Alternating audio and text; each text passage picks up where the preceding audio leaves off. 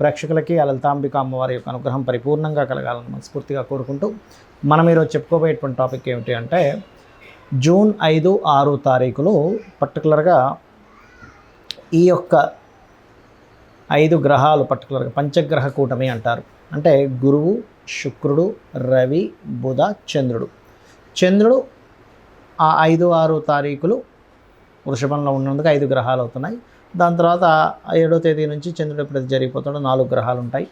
అవి కొద్ది కాలం ఒక 10-12 రోజుల్లో మళ్ళీ అవి కూడా డిస్పస్ అంటే ఎక్కడికక్కడ అట్లా విడిపోవడం జరుగుతూ ఉంటుంది. 15వ తేదీకి రవి మారిపోవడము అలా మారడం అనేది జరుగుతుంది. అయితే ఈ పంచగ్రహ కూటమి జరగడం ఒక ఎత్తు అయితే కుజుడు తన ఓన్ హౌస్లోని, శని తన ఓన్ హౌస్లో ఉంటున్నారు. అయితే చాలామంది ఏంటంటే ఈ పంచగ్రహ కూటమి వల్ల ఏదో విపత్తు రాబోతుంది, పంచగ్రహ కూటమి వల్ల ఏదో జరుగుతుందేమో, 12 రాసుల వారికి అలా అవుతుంది ఇలా అవుతుంది అనుకుంటున్నారు. కానీ నేను చెప్పేది ఒకటే, ఇది పంచగ్రహ కూటమి వల్ల కాదు. ఏదైనా అంటే యుద్ధ సంబంధించినవి ఏవైనా సరే వచ్చినా కూడా మనకి ఈ సంవత్సరం మొదలవడమే క్రోధినామ సంవత్సరము అనేది, అంటే గొడవలు, క్రోధము, గొడవలు, ఒకరి మీద ఒక ద్వేషాలు, వీటి వల్ల సంభవిస్తున్నటువంటి అంశం. కాబట్టి ఇది సంవత్సరం, తెలుగు సంవత్సరంకి వచ్చినటువంటి నామముకున్నటువంటి సంబంధం ఒకటి. కుజుడు తన ఓన్ హౌస్లో ఉంటున్నాడు, ఫైరీ సైన్ అంటారు. అంటే గొడవలకి కారక స్థాన సంబంధంగా అక్కడ ఓన్ హౌస్లో ఉన్నాడు. శని తన ఓన్ హౌస్లో ఉండి శని యొక్క దృష్టి కుజుడి మీద ఉంది. అలా ఎప్పుడైతే శని యొక్క దృష్టి కుజుడి మీద ఉండి కుజుడు అలా ఉన్నాడో అది మెయిన్గా కారణమవుతూ ఉంటుంది. మరి ఇది ద్వాదశ రాశుల వారికి ఏ విషయాల్లో జాగ్రత్తగా ఉండాలి, ద్వాదశ లగ్నం ఆ రాశి వారికి ఏ విషయాల్లో బాగుంటుంది అనేటువంటి విషయాలు ఇప్పుడు మనం తెలుసుకుందాం. మేష లగ్నము లేదా మేష రాశి వారికి చూసుకున్నట్లయితే ఇక్కడ అసలు ఈ పంచగ్రహ కూటమికి గ్రహాల యొక్క స్థితిని కనుక చూసుకున్నట్లయితే ఈ యొక్క పంచగ్రహ కూటమి మేషలగ్నం మీద ఎటువంటి ఎఫెక్ట్ని ఇస్తుంది. ఇక్కడ మెయిన్గా 4 పాయింట్ల విషయంలో జాగ్రత్తగా ఉండాలి. ఏమిటవి? ఒకటి, ఈ పంచగ్రహ కూటమి ఉన్న ఈ 2 రోజులు 5, 6 తేదీలు, పర్టికులర్గా 5, 6 తేదీలు, దాని తర్వాత ఈ పంచగ్రహ కూటమి ఒక 12-15 రోజుల వరకు అంటే ఈ ఒకటి వెళ్ళిపోయి మిగతా 4 గ్రహాలు 3 గ్రహాలు ఈ రకంగా ఒక వారం రోజులు 10 రోజుల్లో మారిపోతాయి మళ్ళీ. అయితే ఈ లోపల మాత్రం పర్టికులర్గా మీరు మేషం వారు అగ్రిమెంట్స్ రాసుకునే విషయంలో పాయింట్ నెంబర్ 1 జాగ్రత్తగా ఉండాలి. వివాహ సంబంధించిన విషయాలు మాట్లాడుకోకూడదు. పర్టికులర్గా బికాజ్ ఆఫ్ శుక్రుడు కంబస్ట్ అయి ఉన్నాడు పంచగ్రహ కూటమిలో. పెద్ద మొత్తంలో ఎవరికైనా ట్రాన్స్ఫర్ చేసేటప్పుడు కాస్త జాగ్రత్తగా ఉండాలి. అదేవిధంగా మీరు తండ్రి గారి ఆస్తికి సంబంధించిన విషయంలోని, విదేశీ సంబంధించిన నిర్ణయాల విషయాల్లోని మేషం వారు చాలా జాగ్రత్తగా ఉండాలి. మరి కలిసి వచ్చేవేమిటి? సంతానం కోసం ట్రై చేసే వారికి చాలా బాగుంటుంది. రాజకీయంగా ఎదుగుదల ఉంటుంది మేషం వారికి. అదేవిధంగా కెరియర్ సంబంధించినటువంటి విషయంలో శుభవార్తలు వింటారు, అందులో ఎటువంటి సందేహం లేదు. అయితే ఇక్కడ ఈ 5 గ్రహాలు ఒకే దగ్గర ఉన్నందుకు కొంచెం ఏంటంటే ఈ చతుర్థాధిపతి చంద్రుడు అయ్యాడుగా, చంద్రుడు కంబస్ట్ అంటే ఏమిటి? మీరు కొంచెం వాహనం మీద వెళ్ళేటప్పుడు, అందులో ముఖ్యంగా నీటి ప్రదేశాల్లో నీటిలో తిరిగేటువంటివి, చంద్రుడి వాటర్ కారకుడు. అండ్ అదేవిధంగా ప్రాపర్టీస్ మీద ఇన్వెస్ట్మెంట్స్ చేసేటప్పుడు అది కాస్త జాగ్రత్త వహిస్తూ ఉండాలి. అదేవిధంగా శుక్రుడు అయితే ఇందాక నేను చెప్పాను, ఎవరికైనా ధనం ఇచ్చేటప్పుడు కానీ వివాహ సంబంధించిన విషయాలు, ఎందుకంటే శుక్రుడు 2 and 7th కారకుడు అయ్యాడు కాబట్టి. అయితే ఇక్కడ లక్కీగా మనకి ఇప్పుడు గురువు యొక్క మౌఢ్యం లేదు, గురు మౌఢ్యం వెళ్ళిపోయింది, శుక్ర మౌఢ్యం మాత్రమే కంటిన్యూ అవుతుంది. కాబట్టి 2-7 మనీ అండ్ పార్ట్నర్షిప్స్, అదేవిధంగా జీవిత భాగస్వామికి సంబంధించినటువంటి విషయంలో అంటే వాళ్ళకి కాస్త వేడి చేయడం కానీ ఇట్లాంటివి ఉంటూ ఉంటాయి. అయితే ఈ రాశిలో కుజుడు ఉన్నందుకు హీట్ ప్లానెట్ అయింది మేషం వారికి. ఇది కొంచెం ఫైరీ రిలేటెడ్ తత్వాన్ని ఇస్తూ ఉంటుంది.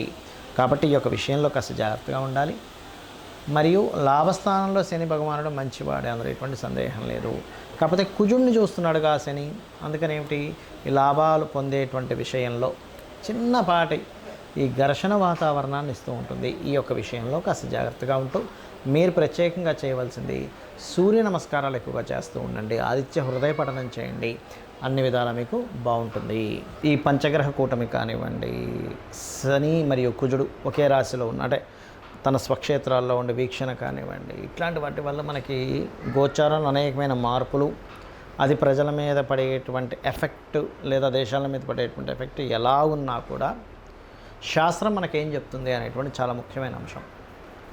మనము గనక అమ్మవారిని నమ్ముకొని ఉన్నట్లయితే చంటి పిల్లవాడు తల్లి యొక్క ఒళ్ళో ఉన్నప్పుడు తల్లే పూర్తిగా ఎలా అయితే తను చూసుకుంటుందో యాజ్ ఇట్ ఈజ్ అదే విధంగా అమ్మవారు కూడా మనల్ని చూసుకుంటుంది. దానికి మనం ఏమీ కంగారు పడక్కర్లేదు. చిన్నపిల్లలు చూడండి, నాకు అమ్మ డ్రెస్ మారుస్తుందా లేదానో, ఈ టైంకి నాకు పాలు పెడుతుందా లేదా, లేకపోతే అన్నం తినిపిస్తుందా లేదా అని ఆలోచించాల్సిన పని లేదు. తల్లి సెల్ఫ్గా చూసుకుంటుంది. నిద్రపోతూ కూడా చిన్న శబ్దమైనా గబుక్కుని నిద్రలేస్తుంది.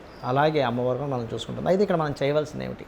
ఎందుకంటే చాలామంది ఏమనండి, ఈ పంచగ్రహ కూటం వల్ల ఇలా అవుతుందేమో, ఫలానా ఇదైపోతుందేమో, నా జీవితం ఏమైపోతుందేమో చాలామంది నాకు మెసేజ్లు చేస్తున్నారు. నేను చెప్పేది ఒకటే, మీకు గనక ఎక్కువగా ప్రాబ్లమ్స్ ఉన్నాయి, మీరు ప్రాణాయామం చేస్తూ ఇలా లలిత సహస్రనామాస్ ప్లే చేసుకొని ఫస్ట్ కుడి నోస్ట్రల్ మూసి ఎడమ దాంతో లాక్కోవాలి. ఇప్పుడు లలిత సహస్రనామాలు యూట్యూబ్లో పెట్టుకొని శ్రీమాత, శ్రీ మహారాజ్ని, శ్రీమత్ సింహాసనేశ్వరి అయింది, లాక్కున్నారు, క్లోజ్ చేశారు. చిదగ్నికుండ సంభూత దేవకార్య సముద్యత అయిపోయింది. దాని తర్వాత వదులుతున్నారు మళ్ళీ. ఉద్యద్భాను సహస్రాభ చతుర్బాహు సమన్వితాయై నమః. అలా ఎప్పుడైతే తీసుకోవడం ఈ ప్రాణాయామం చేస్తారో, ఎవరైతే రెగ్యులర్గా లలితా సహస్రనామాలతో ప్రాణాయామం చేస్తారో వాళ్ళకి పొరపాటున కూడా గ్రహాల యొక్క ప్రభావం ఉండదు. దానివల్ల ఏమిటి, సర్పదోషాలు ఉన్నాయనో, లేకపోతే కాలసర్పదోషం ఉందనో, కాలసర్పదోషమే నిజంగా చెప్పాలంటే కాలానికి సంబంధం ఉంటుంది. కాలానికి, దేశానికి జరగబోయే విపత్తులకు సంబంధం, జన్మజాతకానికి సంబంధం లేదు. అదేవిధంగా సర్పదోషాలు ఉన్నాయనో, ఏలినాటి శని నడుస్తుందనా, అర్ధాష్టమ శని నడుస్తుందనా, లేకపోతే కంబస్ట్ యొక్క గ్రహాల సంబంధం ఉందనా, లేకపోతే బ్లాకుడు భాగ్య చక్ర అంటారు, అంటే భాగ్యం ఉంది కానీ అది ముందుకు రావట్లేదు అనుకునేటువంటివి ఏవైతే ఉంటాయో వీటన్నిటి విషయాల్లోని మీరు బయటపడతారు, గుర్తుపెట్టుకోండి. అయితే ఇందులో కొంతమందికి ఉద్యోగాలు ఉండవు. ఏమండి ఇవన్నీ కాదు, నాకు అసలు జాబ్ లేదు. నేను చెప్పేది ఒకటే, ఓం మాణిక్య మకుటాకార జానద్వయ విరాజితాయ నమః. ఇది ఎక్కువగా చేసుకోండి, జాబ్ మీకు ఖచ్చితంగా ఉంటుంది. అందరికంటే అంటే ఎక్కువ సమస్యలు ప్రపంచంలో జరుగుతున్నవి ఏమిటంటే అప్పులు, ఖర్చులేమో పెరిగిపోతూ ఉన్నాయి. ఒక పక్కేమో మనకి ఖర్చులు ఆగలేని పరిస్థితి, అప్పు చేసి మనం ఆ ఖర్చు చేయాల్సి వస్తుంది, కుటుంబం కోసమనో, సెల్ఫ్, రకరకాల ఒక లోన్ తీసుకోవడం. మనం ఈ అప్పులు తగ్గాలి అంటే మనకి శాలరీస్ పెరగాలి, లేదా మన ఆదాయం పెరగాలి. అందుకని మీరు ఏం చేస్తారంటే ఓం అపర్ణాయై నమః భక్తి శ్రద్ధలతో మీరేంటంటే ఒక అమ్మవారిని పిలుస్తున్నారు. అపర్ణ అనేటువంటి నామం అమ్మవారి నామాల్లో. అలా పిలుస్తున్నప్పుడు ఆ నామంతో పిలిచేటప్పుడు అక్కడి నుంచి వచ్చే పరిస్థితి అలా ఉంటుంది.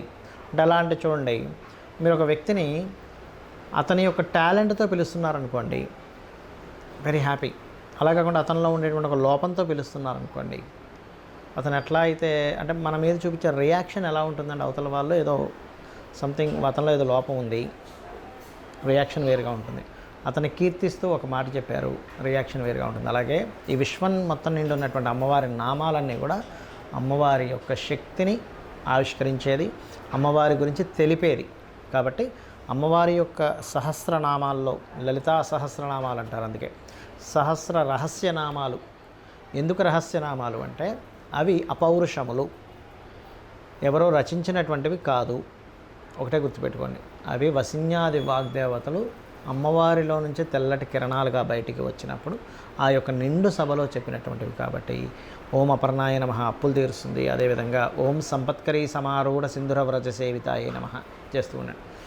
అంటే ఈ ప్లానటరీ పొజిషన్స్ వల్ల మరి కొంతమంది ఏమంటే ఇప్పుడు విదేశాలకు వెళ్ళొచ్చా వెళ్ళకూడదా అని కూడా అడుగుతూ ఉన్నారు. నేను చెప్పేది ఒకటే, మీ యొక్క జన్మజాతకంలో కనుక 12వ స్థానం బాగా పాడైంది, ఇప్పుడు గోచారంలో కూడా 12వ స్థానం పాడయ్యే దశలు నడుస్తున్నాయి, అప్పుడు మాత్రం విదేశాలకు వెళ్ళడం వల్ల ఇబ్బంది ఉంటుంది. అది లేదు, ఏ ఇబ్బంది ఉండదు. మీకు ప్రపంచవ్యాప్తంగా ఎన్ని మార్పులు జరుగుతున్నా అక్కడికి వెళ్ళిన వారు వెళ్తూ ఉంటారు, చక్కగా వాళ్ళ యొక్క లైఫ్ స్టైల్ని కొనసాగిస్తూ ఉంటారు విదేశాల్లో. ఎందుకంటే విదేశాల్లో జనాలు ఉండరా, చాలామంది ఏంటంటే ఏమో అక్కడికి వెళ్తే ఇరుక్కుపోతామేమో, ఏదో అయిపోతుందేమో. బయట దేశాల్లో కూడా కొన్ని కోట్ల మంది ప్రజలు బ్రతుకుతున్నారు, ఇది మనం అర్థం చేసుకోవాలి. అంతేగాని అక్కడికి వెళ్ళి ఏదో అయిపోతున్నామో, ఇక్కడికి వెళ్తే ఏదో అయిపోతున్నామో భయంలో బ్రతకకండి. కాలంలో గ్రహాలు మారుతూ ఉంటాయి. పంచగ్రహ కూటములు వస్తూ ఉంటుంది, షడ్గ్రహ కూటం వస్తూ ఉంటుంది, సప్తగ్రహ కూటములు కూడా వచ్చాయి గతంలో. అలా వచ్చిన ప్రతిసారి ఏదో విపత్తు జరగాలని రూల్ లేదు. కాకపోతే ఏంటంటే ఎప్పుడైతే పాపగ్రహాలు తన ఓన్ హౌజెస్లో ఉండి వీక్షణలు ఉంటాయో, ఈ వీక్షణల వల్ల ప్రకృతిలో కొన్ని మార్పులు వస్తూ ఉంటాయి. ప్రకృతిలో కొంత ఈ క్రోధినామ సంవత్సరం వల్ల కొంత గొడవలు అవి జరగడం కానీ ఇట్లాంటివి కాస్త పెరుగుతూ ఉంటాయి. అదిగాక మనకి ఎలక్షన్స్ అయిపోయిన తర్వాత వచ్చేటువంటి కాంబినేషన్స్ ఇవన్నీ కూడా. మరొకటి ఏంటంటే ఓన్ హౌస్లోకి కుజుడు కూడా ఓన్ హౌస్లో ఫైరీ సైన్లో ఉన్నాడు. ఫైరీ సైన్లో ఉన్నటువంటి ప్రభావం వల్ల ఇట్లా జరుగుతుంది.